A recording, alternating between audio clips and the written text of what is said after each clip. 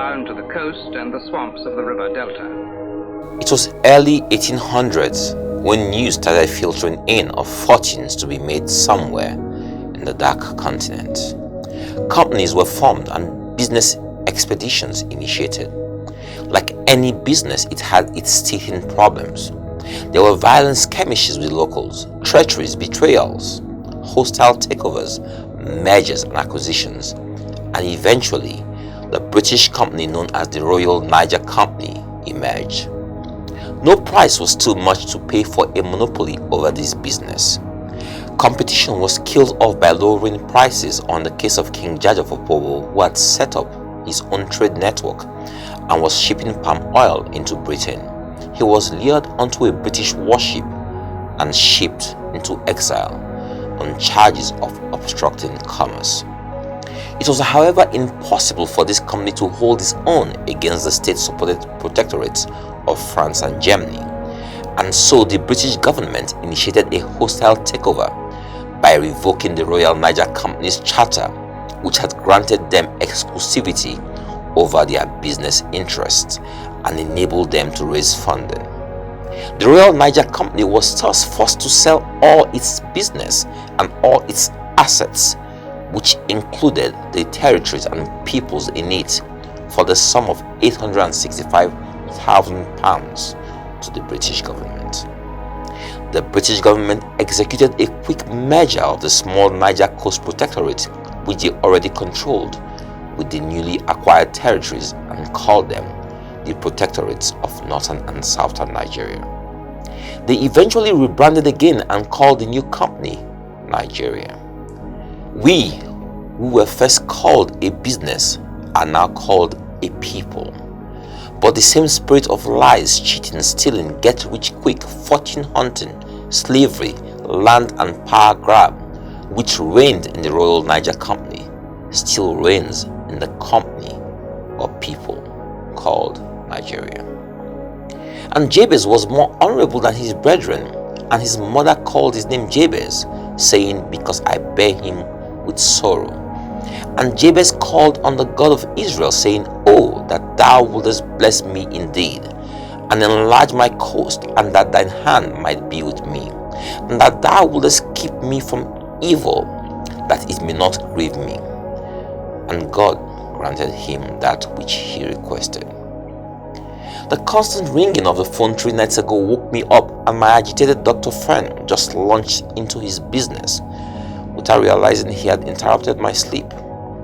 He said he felt he was under a spiritual attack or curse, which he suspects is what also happened to his father, who was an accountant. According to him, his father worked very hard all his life, made money, but the money just seemed to disappear as soon as it came. He said the same thing was happening to him now, as he made an average of £16,000 every month, but perpetually relied on his credit cards every month to survive, as the money he made disappeared as soon as it came. I tried to reason with him that it probably had to do with his expenditure pattern, but he disagreed, saying he was sure he had inherited his father's curse or spiritual problems. The short passage of scripture I read earlier about Jabez came to the attention of millions of Christians following the publication of the book The Prayer of Jabez by Bruce Wilkinson, in which he encouraged Christians to pray the way Jabez did. Jabez's sole qualification in his resume is the prayer he made to the God of Israel, which was answered. The most interesting thing about his story is that we must rely on just 2 verses of scripture to understand who this man is and why his prayer was answered.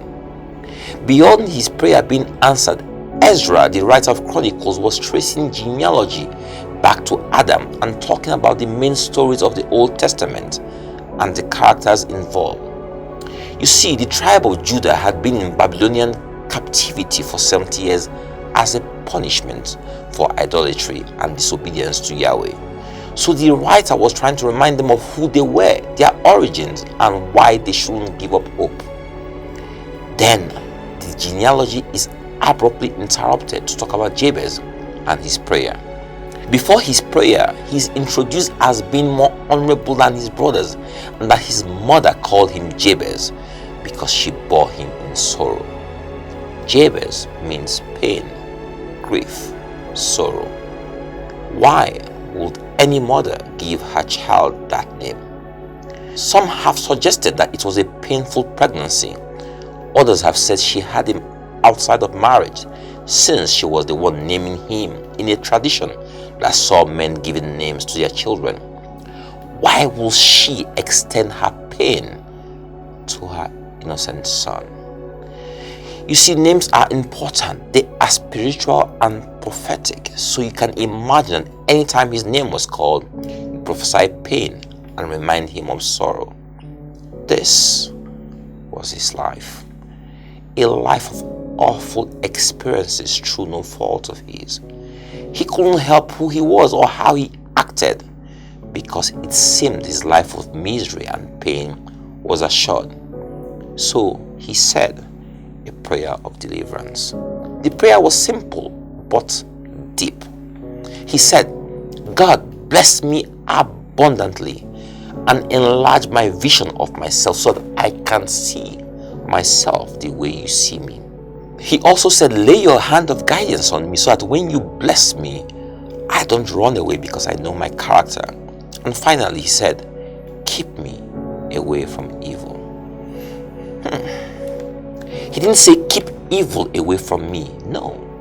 He knew the curse on his life that always led to self-destruction. He always sought out what caused him pain and grief. Evil didn't have to look for him. He looked for evil. Hence he said, keep me away from evil, from self-destruction. He said, don't let me harm myself. A most honest and powerful prayer of deliverance. Yahweh answered him. What label are you wearing today that is destroying you? Is it the destructive spirit behind the creation of Nigeria, so that when they call you Nigerian, people see you as corrupt, as someone who will sell his soul for money? Is it the spirit that says we can never unite as a people because we are first and foremost a business? It may be divorce, depression, bankruptcy, addiction, mental illness, impotence, barrenness, rape. Or you might just be as innocent as Jabez and you have been born with a name, a curse, a nationality that makes life harder for you. It all ends today.